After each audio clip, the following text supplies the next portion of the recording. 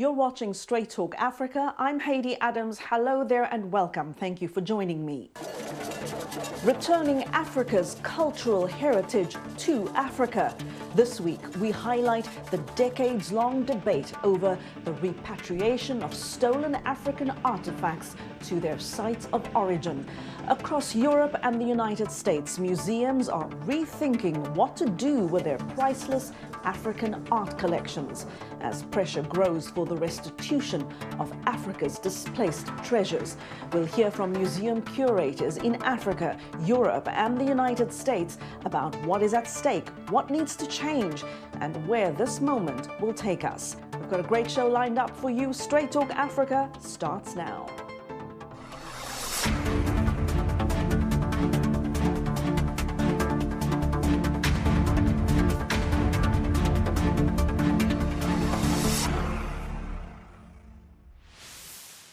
Today we're talking about art theft. And I'm not referring to the kind of museum heists we see in movies.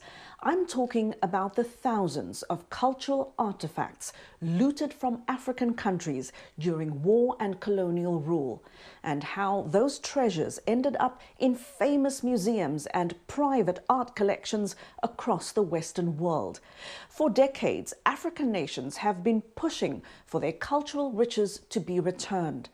Earlier this year, France repatriated 26 looted artworks that were on display in its renowned Quai Branly Museum to their place of origin, present-day Benin.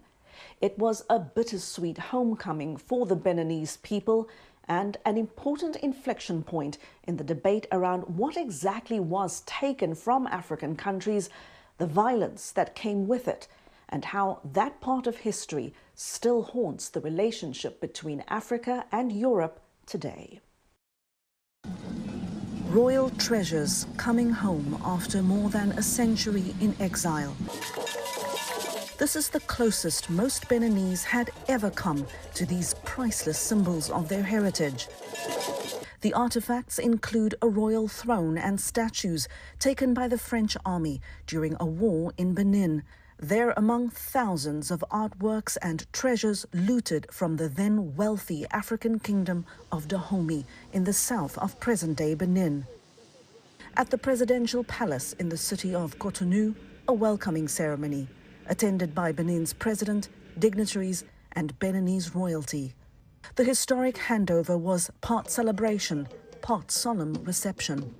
There is a long, complicated history here, a legacy France hopes it can begin to atone for by restoring lost parts of Africa's heritage. At the ceremony, President Patrice Talon articulated the national mood. I had little confidence that this claim would ever succeed, even less so in my lifetime.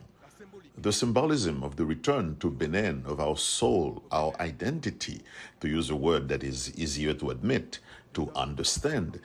This return is a testimony to what we have been, a testimony that we existed before, a testimony to what we have known. Talon noted that many other looted artworks remain on display in France.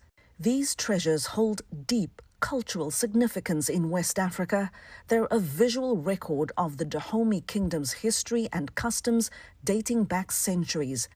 The repatriation of these 26 treasures came a decade after the Benin Dialogue Group was formed to advocate for the restitution of stolen artifacts.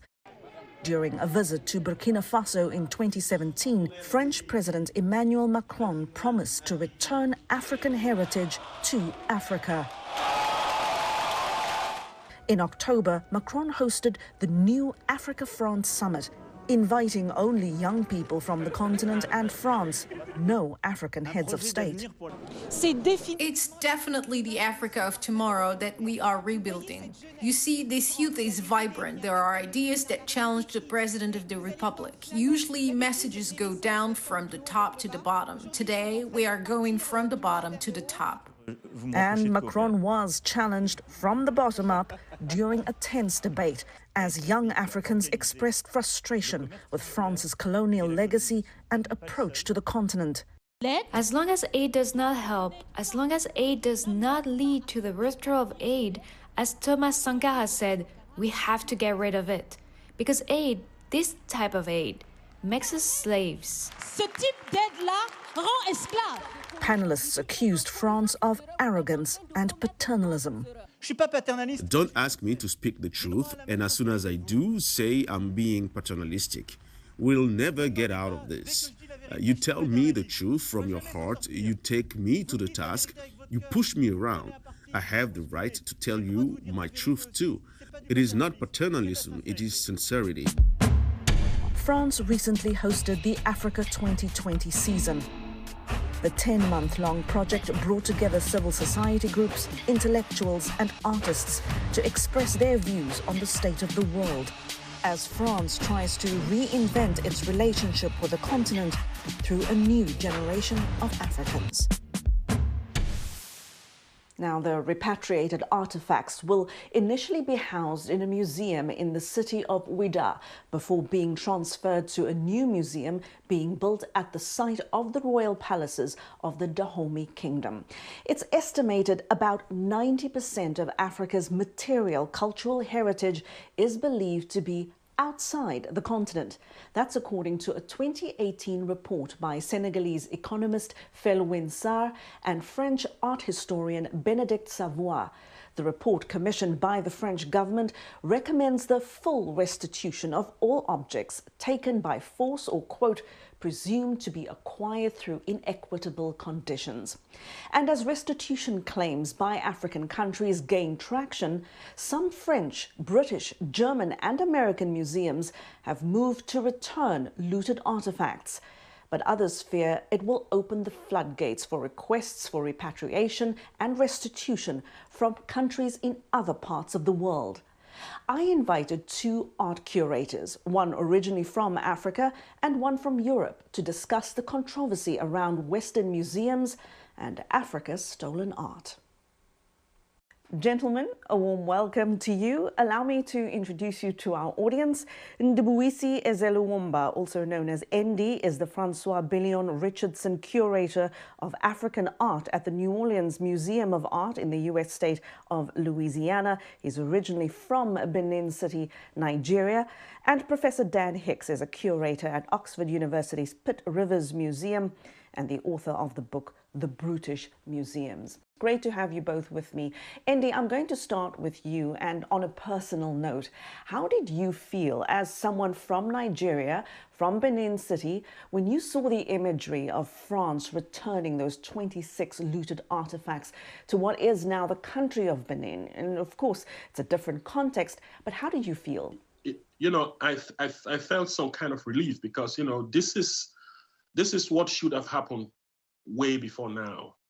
So you know, making that return now is not anything. It's not as if, you know, they have done something terribly exciting or extraordinary. I think bringing it back is like, you know, recompensing for a heinous crime that has happened a long time ago. So yes, that has always been the way I look at these returns. You know, it's not I don't know whether any kind of celebration that goes with such returns even merited, because you know, this thing should have been back a long time ago. And how did you feel as a museum curator? Did it hit you differently as a professional? You know, it may be that I spoke more from you know, from the professional side standpoint, because, you know, we have been in the front lines, you know, making all this all this, you know, debates, all this conversation, very heated conversations about the need why Africans should get their cultural patrimony back. So maybe I was looking at it from that point of view, that, you know, it really didn't faze me because this is what should have been done a long time before now. Then, you know, looking at it from a much more personalistic point of view, I feel that, you know, every time in history, there is bound to be something phenomenal, something, you know, like change as a way of progress. So I feel that because, you know, I'm not hearing return for the first time that French is bringing these things back to the home of Benin Republic. We have heard these things around, and you always see that they come in like a trickle, like one piece, like two piece. So sizable amounts such as this is, makes sense. It shows that truly we own these things that have been away in the Western world, and then them coming back to like also see the environment from where they left a bit brutally.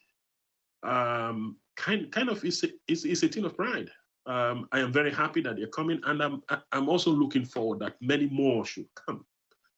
That way we can aggregate the volume of our cultural patrimony that left the continent during in the process of colonialism. And Dan, you are British. I assume you're not just UK-based, but British-born. You write extensively about this. You have a book out called The Brutish Museums, in which you talk about how museums were used as a sort of weapon of colonialism and how there's this violence attached to some of the art in museums around the world. Tell us more about your position on this as a museum professional, and what has informed your stance on this? Okay, of course, yes. So, I mean, in the writing of the book, the Brutish Museums, I was really seeking to tell the story that hasn't really been told of the taking of the bronzes in the context of this immense military attack upon what's now Nigeria, right at the end of the 19th century in 1897, that links up with the history of museums, the history of art, right the way up to the moment we're in now, which is a moment of sort of return, but also a moment where we're reckoning with that history in the present. So I think in the past, those of us who work in museums have liked to think that the sheer violence, the sort of massive range of attacks that happened upon sort of kingdoms, chiefs, but also villages, communities, sort of in the 1880s, 1890s, it was at its height, I guess. So after the Berlin Congress of 1884, sort of where the Europeans are seeking to divide up Africa in between themselves, which we often talk about as the scramble for Africa. We've often missed out of that image of the Europeans elbowing each other out of the way for territory. We've missed out of that, the sheer violence of how many Africans were killed, the sort of hundreds of thousands and the millions of Africans who lost their lives in that period. But we in museums have liked to think of ourselves as sort of separate from that, even maybe in a positive light, that when as part of these attacks there were artistic items or sacred or royal items that found their way to Europe, we've cared for them and we've preserved them. That was always the narrative.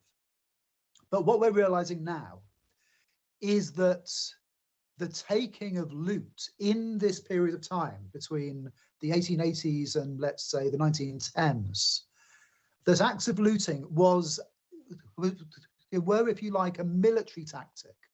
This was about the removal and the claim of sovereignty. It was about an attempt to destroy traditional religion in African communities. Fundamentally, it was about a long-term sort of cultural dispossession. Fundamentally, the museum was put to work to make all of those things last, because museums are about seeking to intervene with time so things are preserved over time. So part of what we're preserving, we have learned in the museum sector, is that violence. The violence has been written into the cases on display, written into items in the storerooms.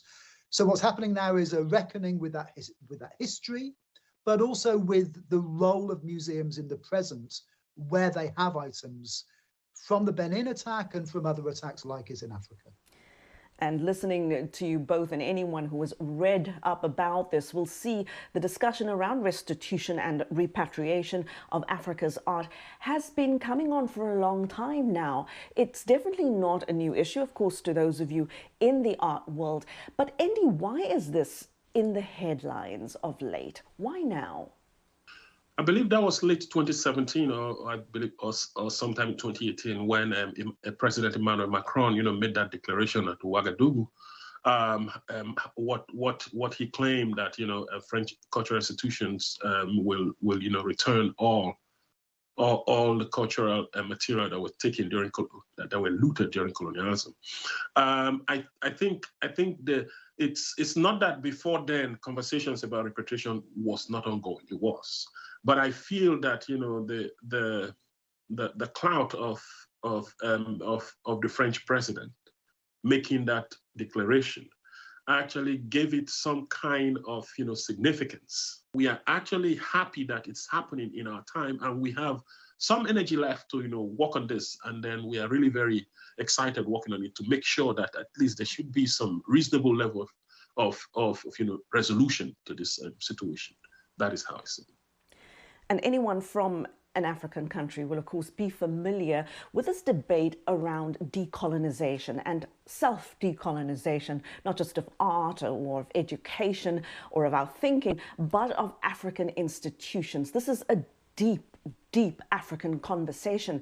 But what about Europe itself, Dan?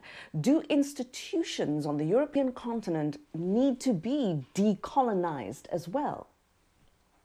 So I think, yeah, I mean, what we're learning in a European context, where, of course, that word, decolonize, has a different set of nuances, because in a North American context, we're talking about museums which are on stolen land, as well as having stolen art in them. Here in Europe, we see the decolonial movement, well, what some call the decolonization of museums, what I prefer to see as the unfinished work of anti-racism and anti-colonialism that's in our museums. That's about a reckoning with what work it is that stolen art really actually does. So I think a part of the significance of this moment we find ourselves in now is that the role of displays of violently taken art sort of in our museum represents, for so many of our audiences and for so many people that will never even set foot inside these institutions because they understand what they are, represents an enduring anti-Black violence, and also represents a display that has a relationship to a late 19th century image of sort of cultural supremacy. So I think that's what we're dealing with. It's and it's one of those things you sort of can't unsee it. Once you see that, actually within weeks of the attack on Benin, as I say in my book, within weeks there were displays in Berlin, in London, in Oxford, and in other locations that showed the spoils of war, but also that told the story of the defeat of the Oba, of the king of Benin, that sought to memorialize that act. And if you go to museums across the United States now, you will see that same story, which is repeated in the Metropolitan Museum of Art in New York. It's repeated in Boston, it's repeated in DC, it's repeated in LA, at a whole host of institutions that are across America. There are the Benin objects. There's a full list of those in the back of my book. So the question is, I think, for audiences, how near are you right this moment from a looted Benin bronze? And you're often nearer than you think. And once you realize how near you are, how near are you then to a memorial to this ultra-violent attack, which is so iconic, it represents so much other violence against those who lived on the continent of Africa, in the 1880s, 1890s. Indy, should every piece of African art, African artifact that has been found to be looted from an African country be returned to the continent? Is that a tall order? Is that a practical expectation? Does it matter? maybe I don't want to take the practical route first. I think I am going to first of all declare that every looted object deserves to be returned. Everyone that was looted. That does not mean that there weren't objects that left that weren't looted. Object probably left before colonialism. That is a fact. So any object that fall within that bracket of looted object, first and foremost, before any negotiation, according to what Dan probably declared in his book, needs to be returned. Then when it gets back to where they were originally taken from, we can now go back to the other universal language. Artwork was created for humankind's enjoyment. It wasn't created for just specific, small and hidden. If we have to follow due processes, because that is the language that a lot of Nigerians understand. If we have to follow due process, I think you have to return what you stole first before I can decide whether I would consider letting you show it to your audience, or I will tell you to come and view it in my own collection. If we don't go that route, I think stopping and saying, okay, the technicalities, there's obviously technicalities bringing these things back, but they bring it back sometimes may not even be a physical bringing back. The acceptance and willingness to do that is a big plus in the right direction. And the current Oba had even declared that his father had told him that some of those objects should be out there and represent and be like a representative of the kingdom, showcasing what the kingdom could achieve in time past. Yeah. So first thing first, return my stuff, and then we can negotiate. And I'll have more from my discussion with Dan Hicks and Ndubuisi C. Ezeluomba after the break. We'll be back in a moment. Health, wellness, sport, beauty, medical breakthroughs. Healthy Living cares about your well-being. What are the main health concerns in Africa and around the world? Find out the latest on coronavirus. Connect with our experts and ask them questions. How long does the virus stay? Join me, Linor Mudu, in Washington, every week on Healthy Living, right here on VOA. Here's more now from my discussion with Ndubuisi Ezeluomba from the New Orleans Museum of Art here in the United States and Professor Dan Hicks, curator at Oxford University's Pitt Rivers Museum in the United Kingdom. Andy, you spoke earlier about only accessing museums as an adult. Same here. I mean, growing up in South Africa, I didn't have access to them either. The first real museums I entered were in Europe and the United States, and it does take some time getting used to. I mean, to really appreciate something that you were not exposed to very early on in life. And so, as you said, art is supposed to be for the enjoyment of everyone. But Dan, this is also about the business of art. When we talk about loaning pieces, and some of these African artifacts fetch millions of dollars. So this also then speaks to ownership, rightful ownership. How should African art then make their way from the African continent to museums in other parts of the world? How does one do this right from here on forward? So it's a really important question. So we've never needed something like a World Culture Museum, an anthropology museum, more than we do in the present day. These institutions are spaces where we can experience and we can celebrate art, but also ways of being, ways of thinking, believing, that's outside of the conventional Euro-American centric lens. We can appreciate art from around the world. We can look at human diversity in those ways. But that central mission that we need so much for our multicultural societies is hamstrung and hypocritical for as long as we're holding on to stolen goods. So it's very simple, really. I mean, we need, as we are actually increasingly told here in the UK by our Nigerian visitors, who will say, how come if I want to see African art in this institution that I can only see art that's 150 years old? Where is contemporary African art? Where do I see that? So what the role is, I think, for these really important institutions, so like the Pitt Rivers, where I work here at the University of Oxford, you know, like the British Museum and like the Metropolitan Museum and all these wonderful institutions that we have around the world, what we need to do is, at the same time as we give back when asked what was stolen, we need to start to fill up our displays with art that can remind us that contemporary, some of the most important and exciting contemporary art is from the continent of Africa.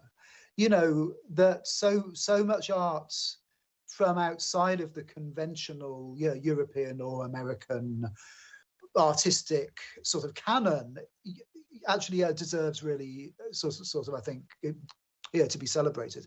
So this work of restitution is not, and I think this is where the intervention I sought to make with the Brutish Museums comes in. This is not about the restitutionists who hate museums and want to shut them down versus those who work in museums, the curators, who want to hold on to everything, retain it, and to keep things the same. So I, as a museum worker, as a museum professional, sort of like so many who work in museums, am part of an evolution of our ethical practice, where we want to imagine a world culture museum where nothing is stolen, where if someone asks for something back that was literally, they were invaded, you know, and the sacred sites were burnt to the ground, and after the desecration, the art was taken and put on display to celebrate that victory, those items have to be given back. So of course, this is about expanding our museums. It's about making our museums fit for our time. So it's so hard for us, I think, to imagine that art and culture is something that can be anything other than positive. That's a part of the challenge here. It's so hard to see art, whether it's in the form, if you like, of a Confederate statue that's across the way from the courthouse and was put there to tell a certain story about supremacy, or whether it's actually a sort of looted item that is put on display inside a museum. What was happening was the use of art and culture for the purposes of seeking to tell a story of cultural supremacy. We have to be ready to take apart that white infrastructure, that infrastructure of one worldview that's had its days from the past, while retaining and evolving our museums as they change so they're fit for our times.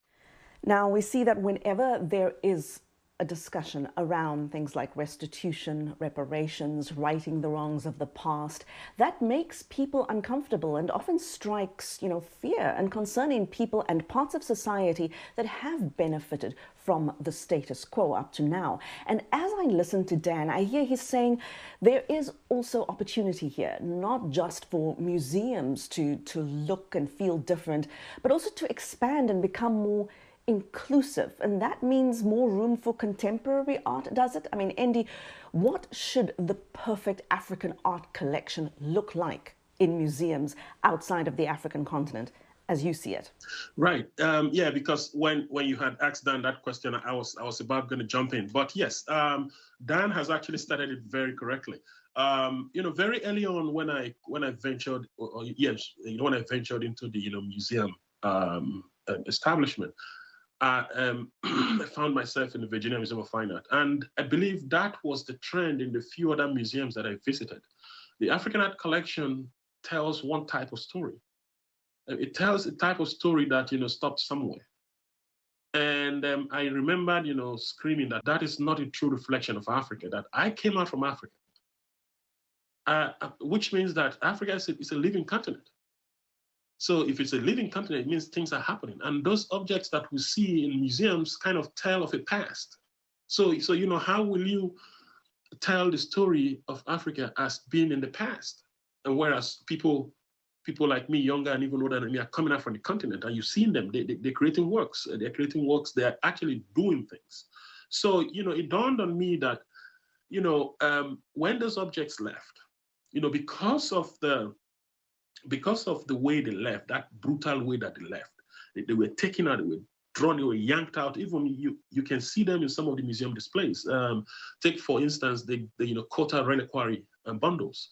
You see all the bundles are yanked out and you see only the guardian figure standing.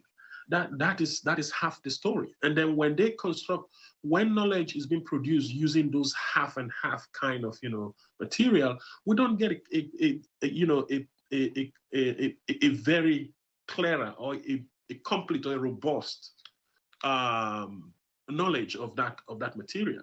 So I started pointing that if we really are going to be in the business of displaying this material, and if some of our colleagues in the academy who have been to the continent to do fieldwork, they were able to bring some kind of knowledge back, I think if we are really vested in the business of righting the wrongs of the past and truly giving a much more nuanced picture and information of the material, then there is need for us to embark on effective fieldwork.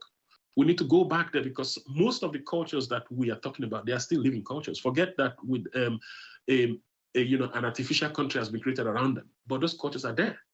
So we should be bold enough to return back to the culture and try to get a comprehensive information. Because I remember there was one time in the in the American political debates, I believe that was during the time of John McCain and his running mate Sarah Palin, when she, maybe erroneously, referred to Africa as a country. Sometimes we have that impression here, but if we have a very robust kind of knowledge production that probably came from the continent, and not you creating some kind of knowledge about the continent and its material, that way, I think we are doing justice to both the continent and the materials we have. And like Dan had said very vividly, with the current creative activities happening in the continent, we cannot overlook that. It's part of Africa. If you can't find the traditional material or what we call the historic materials, there should be contemporary materials that complement those people. And so if the business of displaying Africa is to tell the truth, or is to create a true picture of the continent, institutions should be bold enough to collect Africa completely and tell a complete African story. Dan, tell me, is there a very deep understanding among curators in the rest of the world about the real history and backstory of the art that they exhibit, especially when it comes to African art? Do people want to understand the complete narrative? I guess what I'm trying to find out is, what's the gap between what museums tell visitors, what they tell themselves, and the real, sometimes very disturbing backstory of the art pieces that they exhibit? Sure, okay, yeah, now you're asking. Yeah, that's a really important question. So the first thing to say is that restitution already is a normal part of the professional curatorial practice of our museums. But I'm old enough to remember when those normal circumstances that we do now in terms of the returning of Nazi loot from those from which it was taken or their descendants, or the return of ancestral human remains to Native American communities, to First Nations, to indigenous communities around the world, those ideas were once controversial.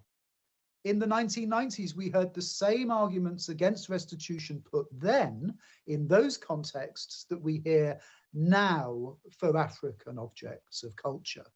We were told if you return these items, they won't be on display. They might not be looked after properly. They might be sold. All those things might happen. But of course, if you return something that somebody owns, you return it. It's their thing. They can do what they want with it.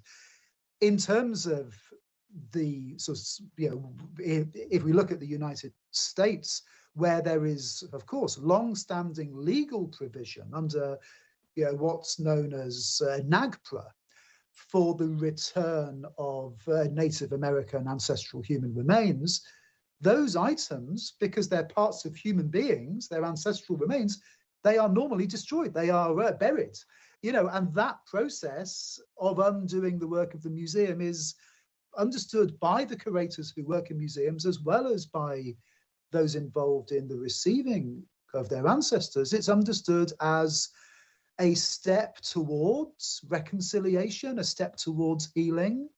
You know, it isn't enough in itself, but it's a start for recognizing wrongs that were committed in the name of the museum, but also recognizing that as long as you still hold on to those things, you're repeating that same hurt, that same violence.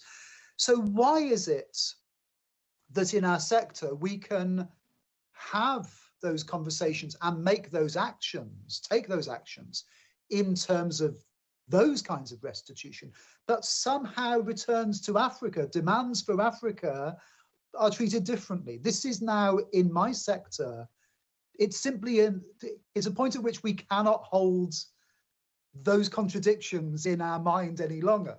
It's impossible to treat Africa one way and to treat the rest of the world another. So actually the reality is what I write in my book and the intervention I make, because I work in a museum and I'm arguing for the case-by-case approach to restitution in terms of African cultural restitution, that is not a minority position, you know, among those who work in museums, but it's hard for those who work in museums to speak out. So I'm incredibly lucky that I'm a university professor here at the University of Oxford. So part of my job is academic freedom. ND has the same. We are very privileged in that we work in the museum sector, but we can say what everyone else is thinking, and we can help effect that institutional change, which fundamentally what is driving this are demands from African colleagues. This is an African-led movement. The first restitutions of the Benin material were made as early as 1938. This isn't something that someone just thought up overnight. It's a long-standing process. So we have to work with other people. This is no longer me as the curator saying, here's what's going to happen. We have to work in a consensual manner with all involved. And when you have items like the Benin bronzes, which are of such importance for people in Edo State, which are going when they are returned to inspire not just the museum goers or to catalyze those who care about traditional religion or sovereignty, but are, because of their artistic form, they will inspire so many in the fashion industry, in art, in tech, in filmmaking, you know, in all of these artistic forms and industrial sort of forms of industry that Nigeria increasingly is so exciting for. So for all those reasons, I think the good news is that in the museum sector, we're ready to see this shift in ethical practice. So that's why we are now seeing returns being made from the United States, from Europe, you know, sort of day by day, more and more are going back to Nigeria and also to other parts of Africa. Andy, is returning Africa's art enough? Should it be accompanied by reparations? I mean, if you look at the way France has handled this, commissioning the restitution of art report, returning the looted artifacts, all the ceremony around it, and then investing in how and where they will be housed on the continent. Is this a good model to follow? And what now is the onus on African nations in terms of what to do next and how to make all this returned art accessible to everyone on the continent? What you have described now is, you know, partly what is expected, because, you know, here there are sometimes that I tend to use the three R's, which is repatriate, reparate, and restitute. Within that you know, terminology, reparation, there should be a lot more done. You know, France commissioning the Sassavoie report, returning some, and eventually going to return to all these places, and is investing in building the actual physical infrastructure. There is something that potentially could be missing. Why did I say that? In 2006, when I started active field work within Benin, or within Nigeria, basically, I had visited one of the national museums within Benin City to go and see if I can find some archival material about the ancient kingdom. I had been to the museum a number of occasions. I couldn't find what I was looking for. And I got really vexed. I was going to leave the museum and go to the university to see if I can find something. And then on my way out, a janitor followed after me, stopped me halfway and said, are you looking for are you interested in having an ancient map of Benin Kingdom? I became excited. I really wanted to see all the lines that the moat, which is like a wall that went around the city, looked like from a map. And then I was happy. I said, let's go back so that you can show me where it is that I couldn't find it. And the young guy said, no, it's not in the museum. I have it at home. I can get it for you if you're willing to pay. Because I know that if we want to argue about museums, I have started working on an idea as shrines as mini museums. They are kind of museums in their own.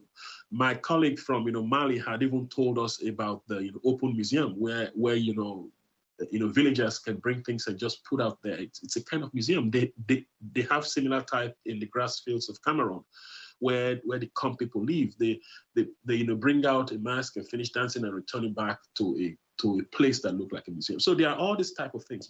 I think we should underline what Andy has sort of pointed out there, that the model of what we think a museum is being reimagined on an African model right this moment. So much of the most exciting thinking about museums is from the continent of Africa at this moment, and we're being challenged and we're learning from our African colleagues from Dakar to Lagos, to Kenya, to Cairo.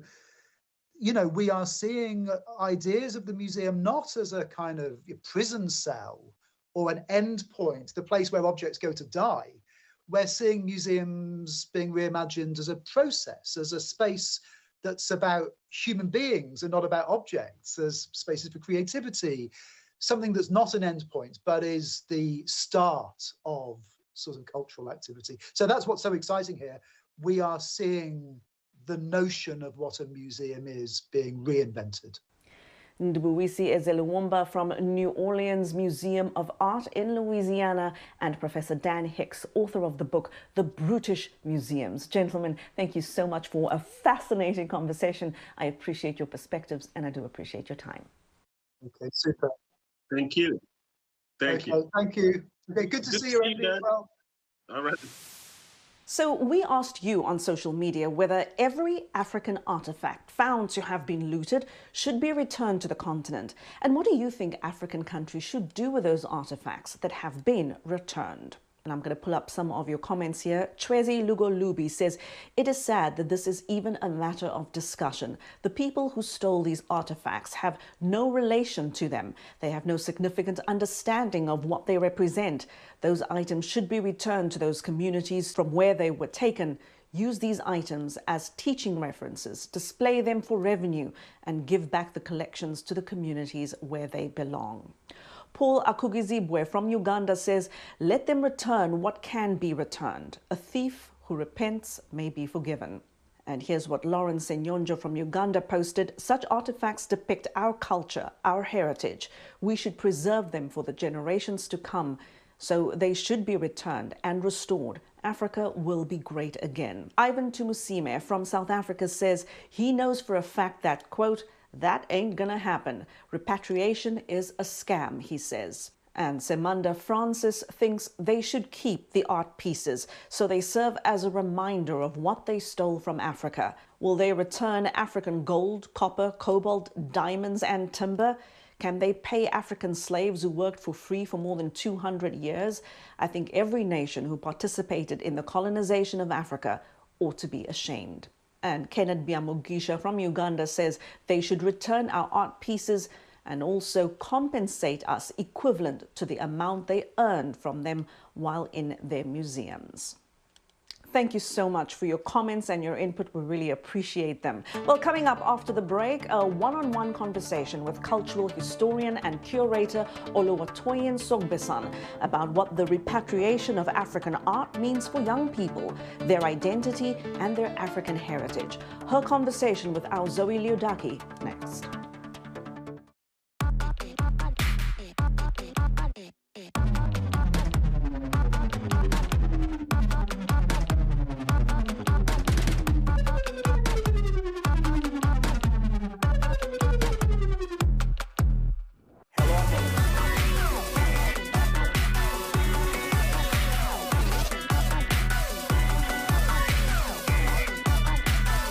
From around the world.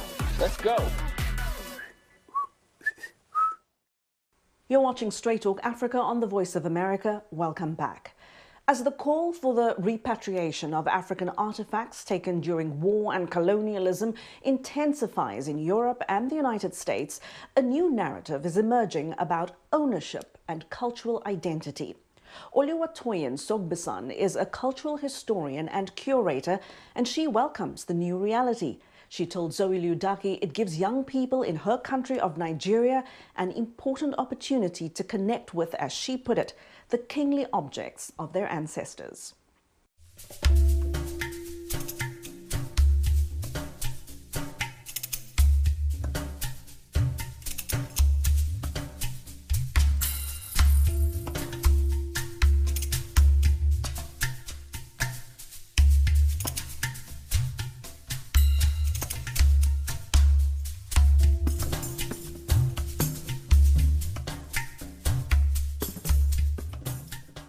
Welcome to Straight Talk Africa, Dr. Sogbesan.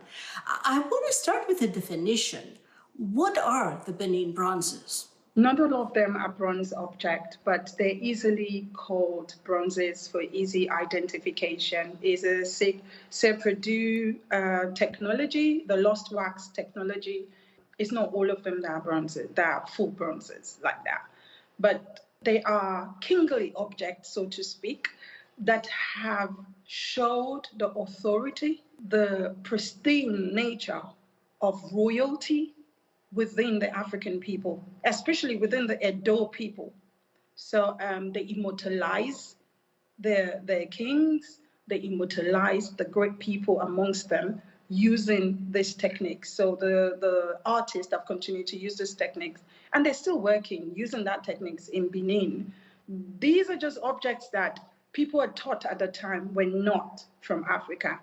And now it's interesting, everybody knows they're African objects. So the capaciousness, the intelligence, the creativity of Africa has come forth through the works of our forefathers. We seem to be at a point in time where restitution is becoming a reality. It's no longer an alien concept. Of course, it took over a century for this to happen. Do you see this as a sincere gesture, or is it a kind of a political move from the former colonial powers? I'll say the time has come. From different perspectives, one can see it as a political maneuver, but the mere fact that it's been acknowledged and it's become a buzzword in the sense that it's not just within the institutions anymore. It's not just within the political party anymore. Different artists in art group and different academic circles are now talking about it in a more open conversation. I think the time is now and the time is right. If they're gonna act on it sincerely, that's a question in itself. But that they're acknowledging it, it is good enough for me. What would you say to museums like the British Museum that offer the option of loaning objects to the countries of origin instead of returning? Actually, the Edo Museum objects that will come, I believe, mainly from the British Museum will be on loan. Loaning is different than returning. You can only keep what I give you to keep. Say, for instance, my mom's ornamental diamonds, I give them to Zoe. then you have a right to keep that. But after the punitive expedition, as they put it, of 1897, you don't have a right to keep what is being stolen. There's so many questions that are not being answered. I welcome the tour. It's a touring exhibition. Nigeria is one of the stops. Yeah, right. We will go and say it. But we just want to know when the discussion about the restitution, proper restitution of what it means will happen, if it will happen. So you're saying you're giving back. You're giving me back for 6 months, for 2 months, for 3 months. Then that's not giving back. That's a loan, because the objects can as well go on a tour for such a number of months. Also, if you're saying restitution, they've come up with restitution permanent and temporary. We need to really have a better understanding. Temporary restitution is as good as a loan. There's no need agreeing to that. It's a different case. If we're saying, oh yeah, right, they've been with you for a while, we come to terms, you could keep them, but anytime we need them, we'll come for them, and there's, you know, an open agreement to that. That's a different case. But just saying, oh, we're just going to give it on a loan because, in quote, maybe Africa might not be able to keep their stuff themselves. We've been keeping them even before they were looted. So why can't we keep them now? In a recent interview you gave about the Benin bronzes, you made an interesting statement. You said that observing objects through a glass is a colonial concept. What is the African way? The Africa has 3 stages of museums. And what do I mean by that? A museum is a place where you keep your relics, your history, or artifacts that identifies or proves the history, or kind of puts that authority upon a story. And it tells a story of a people or of cultures that have gone into extinction. So in the African setting, the first type of museum is the home, within the home. So in the home, you could have a place where you put your mementos, your family relics, your family, maybe if you're traditional worshippers, it might be your deity, and then you decorate such a place. It's a place where when your visitors come in, they know who you are. They know maybe you're from the Ifa family. They know maybe you're from the, you know, they tend to know your identity from there. You move on from that stage then to the shrines. The shrines are places where you keep some of these deities, the Ibeji dolls, for instance, you know, the Obalufon mask, the Oriolokun, the bronzes, you know, depending on what they're used for. So then the shrines will be a place where you will see some of these artifacts of value. The third layer will be the palaces. The palaces in Africa are the institutional buildings. And then they are the kings, the chiefs, they are custodians of culture. So that will be the final place where you'll find lots and lots of what makes up that community, of what helps you to identify that community, and of the best of their works and their wares. The ones in the king's palaces won't be kept behind glass, so to speak, but they'll be kept safe in such a way that they're brought out. It's just like when you have a guest, you bring out your best of chinas to serve that guest. They're brought out during either festivals, or they're brought out when there's an important guest, or there's something that the community is celebrating, and they need to bring these artifacts out as part of that celebration. The colonial contexts tend to put it in a box. It does not only become what you would say sacred, so to speak, but then it becomes the untouchable because they're kept in safety. And then the people have to talk about themselves through these objects that are in boxes. In Africa, the objects that are sacred are kept by the priest or priestesses, and they can touch, they can show the children or generations even yet unborn, and the people are free with these artifacts. But in the colonial kind of setting of museums, they're alienated from the people. There's no connection. In Benin City in Nigeria, there are plans underway to build the Edo Museum of West African Art. A very well-known architect has been enlisted for that, David Ajaye. Actually, he is the one that here in DC, he built the Museum of African American History and Culture. And the concept is for the museum to look like the palace from the ancient kingdom of Benin. What are your thoughts on this? We will tell a lie to say we've not had any influence from the West, and the West hasn't had any influence from Africa. So we're looking at a new Africa. For me, that's not telling of a past. That's a new ideology of museum, and it's very welcomed. It's very welcomed because it shows we're moving on, and it's showing the new thoughts, so to speak, that the new youths of Africa might be looking at. It is still quite inclusive because if you look at the plan of the M1, it's not just a museum. There are different things that will be happening in it. The artists have a space in it. There are spaces in it for different festivals. There are spaces in it for the collections. So it's not just a museum for just collections. Different other activity, communal activities will go on within it. So I think I personally welcome it. My only concern is Nigeria has about 90 museums, and amongst that is 52 public museums already existing. In Benin, there's a central museum that is in the middle of the town, in the roundabout that is very central and you can see it easily. I would have suggested that pending when M1 is being built and these collections are on loan, in quote, they can be showcased in this museum. It kind of awakens the museum setting, the institution within the community. It allows people to become inclusive part of this loan, in quote, or restitution, a kind of designed restitution, in quote, and then the people feel it's a place where they could go, pending when M1 comes up, if it comes up.